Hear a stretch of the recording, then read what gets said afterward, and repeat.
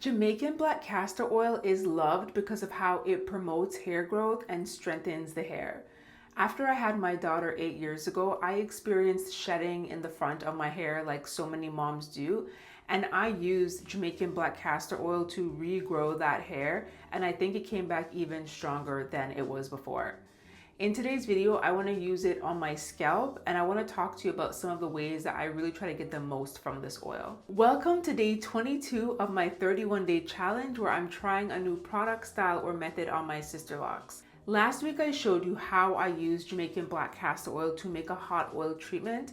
I've used it that way for the last few years. And like I kind of explained in that video, I love Jamaican black castor oil, but it can be very greasy because it is a heavy oil.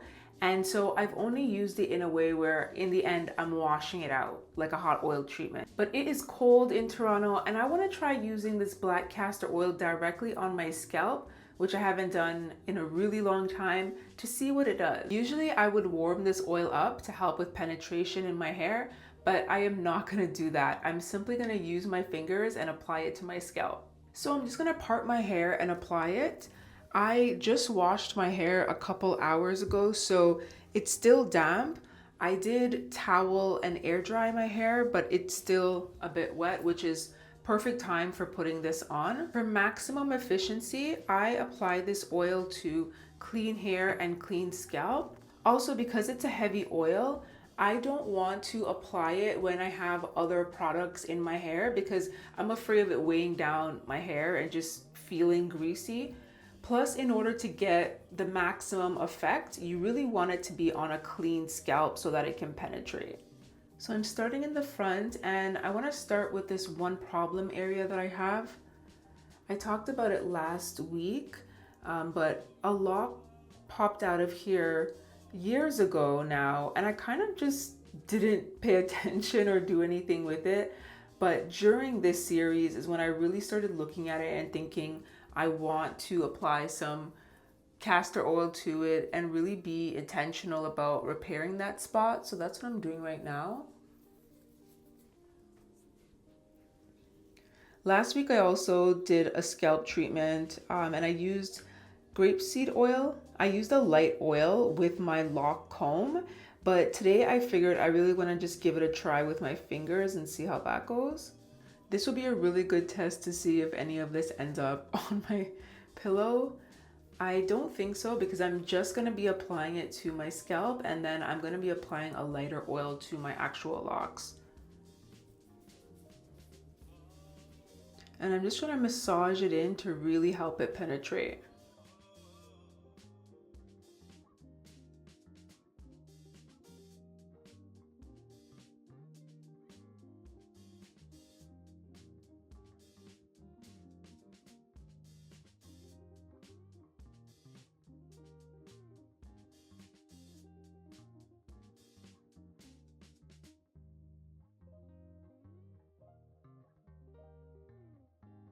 The reason that I wasn't so worried about warming up the oil for absorption is because my hair is so damp right now.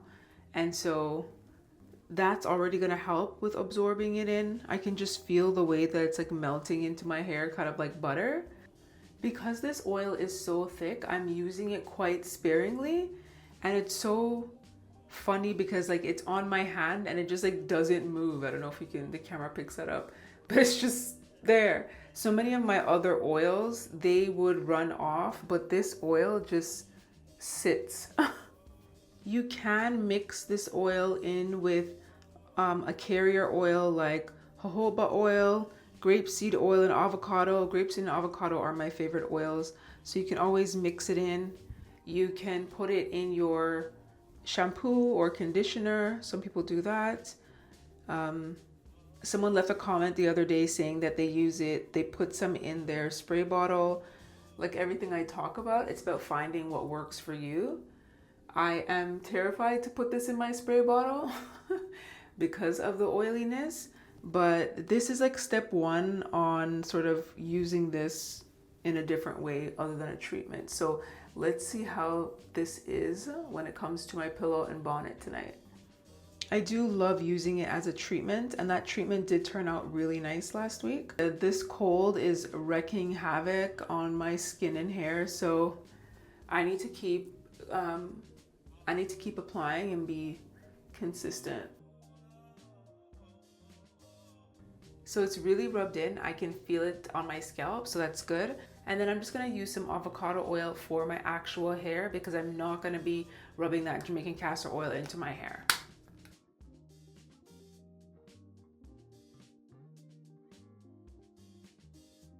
Again, my hair is damp. I don't put oils directly onto my hair if my hair is dry. It's always moisture from water first and then let the oils seal that moisture in. I know that's not how I grew up thinking about oils. I always thought oils are where we got the moisture from, but that is not the case. We need water and then we need oils to seal that water in. And I usually use coconut oil on my hair, like directly on my locks, but I don't know, I just felt like using avocado oil instead.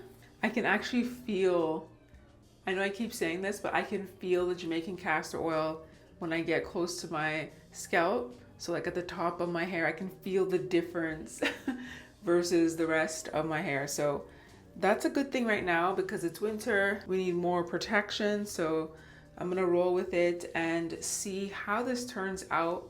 So that's it for me and my Jamaican black castor oil for today. Thank you so much for watching this video. Give it a like, subscribe, and see you in tomorrow's video.